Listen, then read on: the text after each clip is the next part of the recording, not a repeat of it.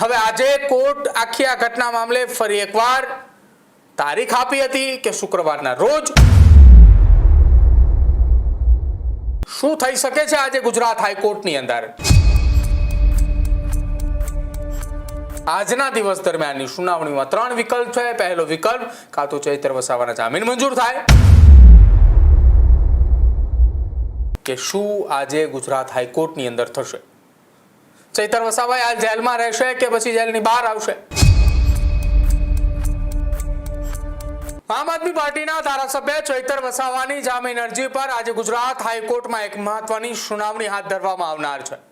છેલ્લા કેટલાક દિવસોથી આ કેસ સમગ્ર ગુજરાતની અંદર એક ચર્ચાનું કેન્દ્ર બન્યું હતું કે જ્યાં બુધવારે બંને પક્ષ તરફથી લગભગ 2 કલાક સુધી ધારદાર દલીલો થઈ, પરંતુ તમામ દલીલો સાંભળ્યા બાદ કોર્ટે પોતાનો નિર્ણય અનામત રાખ્યો।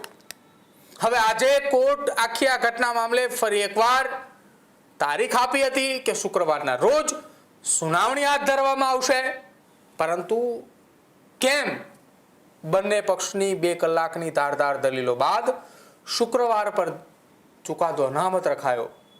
શું થઈ શકે છે આજે ગુજરાત હાઈકોર્ટની અંદર, વિગતે સમજીએ આ અહેવાલની અંદર।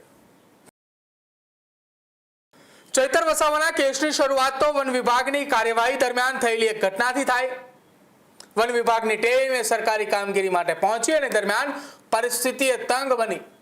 પોલીસે આરોપ લગાવ્યો કે સરકારી ફરજ બજાવતા એ વનકર્મી સાથે મારપીટ કરવામાં આવી, સરકારી કામગીરીમાં અવરોધ ઊભો કરવામાં આવ્યો અને કથિત રીતે ફાયરિંગની પણ વાત ઉલ્લેખ કરવામાં આવી।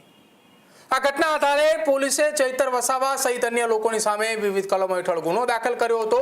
ઘટના બની હતી વર્ષ 2023માં। પોલીસનું એવું કહેવું છે કે સરકારી કર્મચારીઓ પર હુમલો કરવામાં આવ્યો હતો, ત્યારે ચૈતર વસાવા અને તેમના સમર્થકોનો દાવો છે કે તેમને રાજકીય કારણોસર ફસાવવામાં આવી રહ્યા છે। ચૈતર વસાવા એ ગુજરાતના જાણીતા આદિવાસી નેતા છે અને આમ આદમી પાર્ટીના ધારાસભ્ય તરીકે ડેડિયાપાડાથી ચૂંટાઈને આવ્યા છે। અવારનવાર ચૈતર વસાવા અને મનસુખ વસાવાના એ નિવેદનો વિવાદોની વચ્ચે તેઓ અનેક વખત ચર્ચામાં રહ્યા છે અને છેલ્લા કેટલાક સમયથી ખેડૂતો, જમીનો અને જંગલ અને સ્થાનિક હકના મુદ્દાઓ પર તેઓ સતત સરકારની સામે લડતા આવ્યા છે। વર્ષ 2023માં તેઓ કેટલાક સમય સુધી ફરાર રહે છે, ત્યારબાદ અચાનક પોલીસ સ્ટેશને હાજર થાય છે। પોલીસ તેમની ધરપકડ કરે છે, મામલો ગુજરાત હાઈકોર્ટ સુધી પહોંચે છે, તેમને જામીન મળે છે અને 3 વર્ષ બાદ એ કેસમાં તેમને 7 વર્ષની સજા પડે છે। 9 આરોપીઓને 7 વર્ષની સજા, રોકડ રકમનો દંડ ફટકારવામાં આવે છે અને આ કેસમાં ચૈતર વસાવાના સહિત એ 3 લોકો જેલમાં બંધ છે, બાકીના 6 લોકોના જામીન થઈ ચૂક્યા છે। હવે ચૈતર વસાવા સહિત અન્ય 2 વ્યક્તિઓના પણ જામીન અંગે બીજી વખત સુનાવણી એ આજના દિવસ દરમિયાન હાથ ધરવામાં આવનાર છે। પહેલી સુનાવણી એ 5 તારીખના રોજ હાથ ધરાઈ હતી કે જ્યાં 2 કલાક સુધીની ધારદાર દલીલો બંને પક્ષો ચાલી। નર્મદા સેશન્સ કોર્ટ તરફથી સજા સંભળાતા હવે આ કેસમાં સીધી જે ગુજરાત હાઈકોર્ટ સુધી જ જામીન અરજી કરવી પડે તો જ તેમને જામીન મળે, પરંતુ આ તમામની વચ્ચે હવે ચૈતર વસાવા સામે પડકાર એ પણ છે કે તેમને તેમની સજા સામે સ્ટે લાવવો પડશે। આવનારા સમયમાં ગુજરાત વિધાનસભાની અંદર એ ચોમાસું સત્ર મળનાર છે અને ચોમાસું સત્ર પહેલા ચૈતર વસાવાને જેલમાંથી બહાર આવવું જરૂરી છે। જો નથી આવી શકતા તો ક્યાંક વિધાનસભા ગૃહની અંદર તેમની સામે તેમના ધારાસભ્ય રદ થવાના સંકેતો પણ ક્યાંક દેખાઈ રહ્યા છે। બીજી તરફ ચૈતર વસાવાના વકીલે 2 કલાક દરમિયાન જે બુધવારના રોજ દલીલો કરી હતી એ સમગ્ર કેસમાં રાજકીય પ્રેરિત હોવાનો તેમનો દાવો છે અને બીજી તરફ સરકારી વકીલે કહ્યું હતું કે આ સરકારી કર્મચારી પર હુમલાની એક ગંભીર બાબત છે, સરકારી કામમાં અવરોધ ઊભો થયો હતો। આરોપીની એ ગંભીરતાને ધ્યાને લઈ નર્મદા સેશન્સ કોર્ટે તેમને સજા સંભળાવી છે। જોકે કોર્ટનો ચુકાદો એ અનામત છે। કોર્ટ પાસે મુખ્ય હવે આવનારા સમયમાં એટલે કે આજના દિવસ દરમિયાનની સુનાવણીમાં 3 વિકલ્પ છે। પહેલો વિકલ્પ કાં તો ચૈતર વસાવાના જામીન મંજૂર થાય, બીજા નંબરનો વિકલ્પ છે જામીન ના મંજૂર કરી દેવામાં આવે, ત્રીજા નંબરની વાત કોર્ટ આખી આ ઘટના મામલે વધુ એક તારીખ એક્સટેન્ડ કરે એટલે કે આવનારી સુનાવણી એ વધારે આગળ ધપાવે। હવે આજનો દિવસ એ ચૈતર વસાવા અને તેમના સમર્થકો માટે મહત્વપૂર્ણ રહેવાનો છે કે હાઈકોર્ટ તરફથી શું કઈ નિર્ણયો લેવામાં આવે છે। જો જામીન અરજી મંજૂર કરવામાં આવે છે તો તેમના સમર્થકોની અંદર ખૂબ ઉત્સાહ જોવા મળશે। ભૂતકાળની અંદર અનેક વખત જ્યારે ચૈતર વસાવાના જામીન મંજૂર થયા છે ત્યારે તેમના કાર્યકર્તાઓની અંદર, સમર્થકોની અંદર ઉત્સાહ હતો।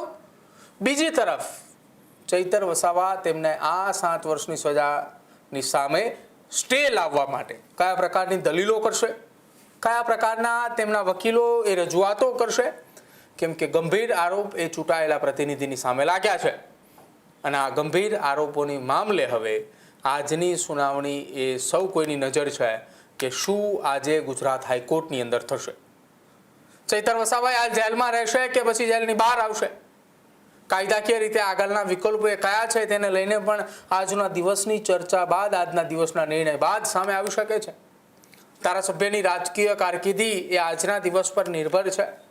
સરકાર અને તપાસ એજન્સી તો એવું કહી રહી છે કે આ સંપૂર્ણપણે કાયદાકીય કાર્યવાહી છે. જો કે વિપક્ષની ભૂમિકાની અંદર આમ આદમી પાર્ટી સતત સરકારની સામે પ્રહારો કરી રહી છે. હવે પ્રહારોની વચ્ચે ગુજરાત હાઈકોર્ટ તરફથી જે કંઈ પણ નિર્ણયો લેવામાં આવે છે, જે કંઈ પણ ચુકાદો આપવામાં આવે છે, એના ઉપર હવે સૌ કોઈની નજર રહેશે. જો ગુજરાત હાઈકોર્ટ તેમના જામીન નામંજૂર કરે છે તો આવનારા સમયમાં તેમની પાસે એકમાત્ર વિકલ્પ એ રહી શકે છે સુપ્રીમ કોર્ટ, કાં તો પછી તેમની જામીન અરજીની સુનાવણી અથવા તો તેમની જામીન અરજી નવેસરથી કોઈ નવા મુદ્દા આધારિત મૂકવામાં આવે. આ તમામની વચ્ચે ચૈતર વસાવાનું ધારાસભ્ય પદ હાલ પણ યથાવત છે. જોવાનું રહેશે ક્યારે ધારાસભ્ય પદ રદ કરવા માટેની તૈયારીઓ હાથ ધરવામાં આવે છે કે ક્યારે જામીન અરજી મળે છે. ખેડૂત ભાઈઓ છે ખેતરમાં ડ્રોન ઉડાવતા હોય છે ત્યારે આપણે એક પ્રશ્ન સતાવતો હોય છે કે જે આપણે અત્યાર સુધી જીપીએસ ટેકનોલોજીવાળા ડ્રોન વાપર્યા છે, જેથી કરીને મોબાઈલ ટાવર છે અથવા તો હાઈ ટેન્શન લાઇન પસાર થતી હોય, કોઈ વૃક્ષો હોય, ત્યારે જે જીપીએસ ટેકનોલોજીવાળા ડ્રોન છે એમાં ટકરાય અને ટ્રેસ થાય છે. પણ એગ્રીઓન લાવ્યું છે જીએનએસએસ ટેકનોલોજી ડ્રોન, જેથી કરીને એ ડ્રોન છે એ કોઈ જગ્યાએ ટકરાય નહીં, પોતાની રીતે જ ડિસિઝન લે છે અને મૂવ થઈ જાય છે, જેથી કરીને જીએનએસએસ ટેકનોલોજી ડ્રોન છે એ વાપરવાનો આગ્રહ રાખો. આ જ પ્રકારની તમામ અપડેટ જોવા માટે ન્યૂઝરૂમ ગુજરાતને લાઇક, શેર અને સબસ્ક્રાઇબ કરવાનું ભૂલતા નહીં.